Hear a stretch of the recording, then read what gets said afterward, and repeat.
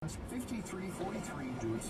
Fletcher Jones Motor Cars has been number one for 19. Assalamualaikum.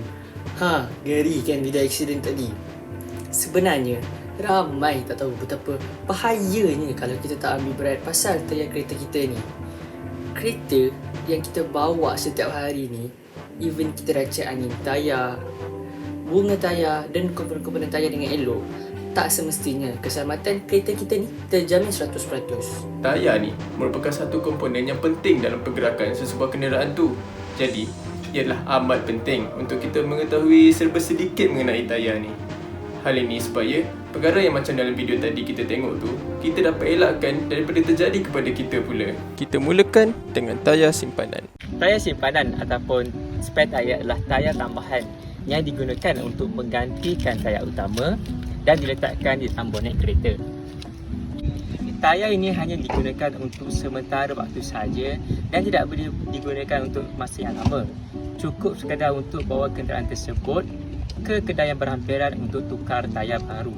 So guys, apakah perbezaan antara tayar asal dan tayar simpanan? Sebenarnya tayar simpanan ini adalah dari segi saiznya adalah lebih kecil dan kurang lebar daripada tayar asal. Jadi apakah sebab kita guna tayar yang saiznya lebih kecil dan kurang lebar? Takkah mudah kalau kita guna tayar yang sama dan tak perlu buat kerja dua kali? Sebenarnya ada beberapa sebab kita gunakan tayar tersebut ataupun tayar donat sebagai tayar simpanan. Sebab yang pertama, disebabkan saiz tayarnya lebih kecil, maka ia dapat menjimatkan ruang bonet dan dapat memaksimumkan kapasitinya untuk letak barang-barang lain. Sebab yang kedua, tidak menambah beban kepada kenderaan. Disebabkan bahan yang digunakan untuk membuat tayar simpanan ini adalah dibuat pada bahan yang ringan, maka ia tidak menambah beban kepada kenderaan supaya menjadi lebih berat. Dan tiga dan terakhir, ia dapat mengurangkan harga kereta. Kenapa ia dapat mengurangkan harga kereta? Kerana kalau kita guna tayar asal sebagai tayar simpanan dalam bonet, ia pasti akan menggunakan ruang yang lebih besar dan penambahan komponen-komponen yang lain yang pasti akan meningkatkan kos pembuatan dan harga kereta.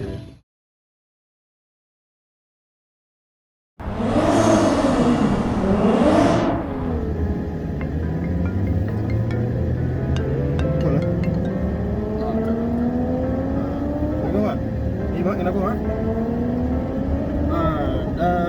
Kejap lagi sampai mak. Sikit lagi mak. Jangan lambat. Okey. Tak lambat. Okey mak. Nanti sekejap lagi sampai. Okey, bye. Cantik lah cuaca hujan pula ni. Itulah. Tadi elok ke kanan. Aku dah cepat ni mak. Berapa jauh lagi kita punya destinasi? Adalah dalam lagi 10 kilo. 10 minit lah agak-agak. Dalam 30 minit lah. 30 minit Apa semua cepat ni? Sebab sebelum maghrib kita sempat sampai.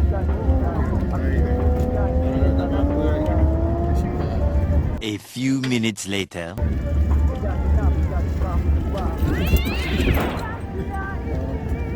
Asal ni? Tayar pecah ni. Tayar. Pelanggar apa ni? Tak perasan ada lubang tadi. Sekarang ni kau cek belah kiri, aku cek belah kanan.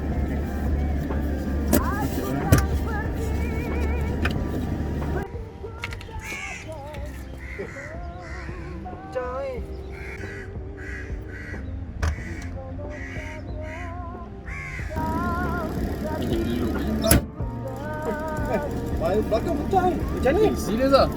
Ya tu. Macam ni. Tenang. Kena macam ni. Kenapa? Kau tak ingat ke masa dekat penyelenggaraan kenderaan otomotif, kita ada belajar tentang tayar. Apa masa tu? Ya tak juga. Time ni lah kita nak apply basic tu. Betul juga. Kau nak ke mana? Kau nak ke mana? Oh, okey. Sekarang? Okey. Bagus Zamir dengan Miri ni. Dia ingat benda yang diorang dah belajar. Kita akan teruskan lagi dengan proses tukar tayar. Okey, first of all, cek bonet anda kerana di bonet anda ada alatan yang diperlukan untuk tukar tayar. Sebagai contoh, jack ni. Kita akan gunakan jack ni ya. Next, keluarkan jack tu dari kotak plastik keras dia ni. Macam ni rupa jack bagi mereka yang tak pernah nampak jack.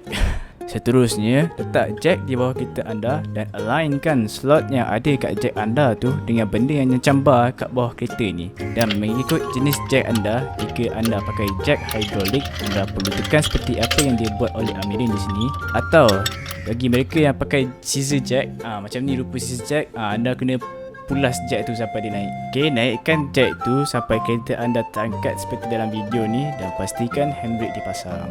Seterusnya, longgarkan nut yang ada kat tayar tu pakai spanner yang disediakan dan anda boleh guna tangan jika anda cukup kuat atau anda boleh gunakan berat badan anda untuk bantu proses pelonggaran tersebut. Setelah semua nut telah dilonggarkan, cabut tayar yang rosak tadi dari hub tayar dan ketepikan dulu tayar yang rosak tu.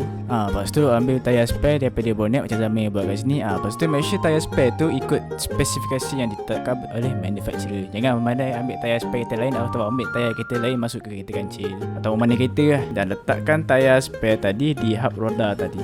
Lepas tu dah shock tukar tayar, jangan lupa pasang nut tayar dan lakukan secara diagonal macam Miring buat kat sini. Jangan gopoh dan gapah semasa melakukan proses ini. Kita perlu melakukan benda ini dengan tenang. Nut tu kemudian ketatkan seketat-ketatnya untuk keselamatan anda. Akhir sekali, turunkan jack. Dah habislah proses tukar tayar.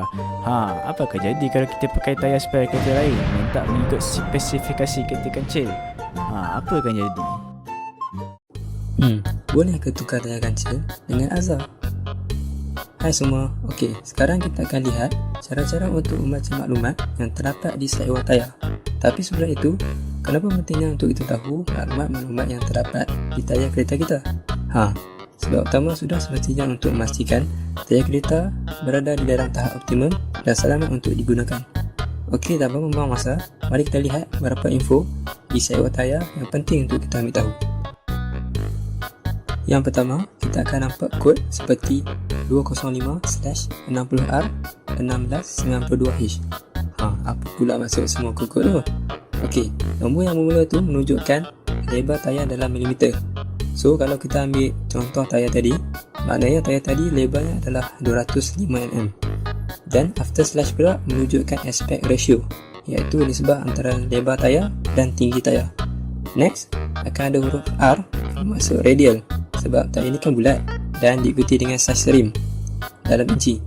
Kebanyakan tayar standard akan menggunakan rim 15 ke 17 inci. So, kalau korang nak tukar rim kereta korang, make sure yang rim itu sesuai dengan tayar kereta korang. Okey, after size rim, ada nombor yang menunjukkan load index, iaitu indeks berat maksima. Benda ini kita boleh refer di table load index. So, kalau kita refer tayar ni, load index adalah 92 dan berdasarkan table, berat maksima yang tayar ni boleh support adalah 630 kg. So, kalau kita bawa muatan lebih daripada height ini, mungkin tayar kita boleh mengalami kerosakan. Dan selepas load index, ada satu huruf yang menunjukkan speed rating tayar tersebut. So, benda ni sama juga, boleh refer di table speed rating. Dan kebiasaan tayar adalah kod H, iaitu kelajuan maksimum yang dibenarkan adalah 210 km/jam. Sebab tu tayar sport car akan menggunakan tayar yang high performance yang mempunyai speed rating yang tinggi seperti kod ZX dan W.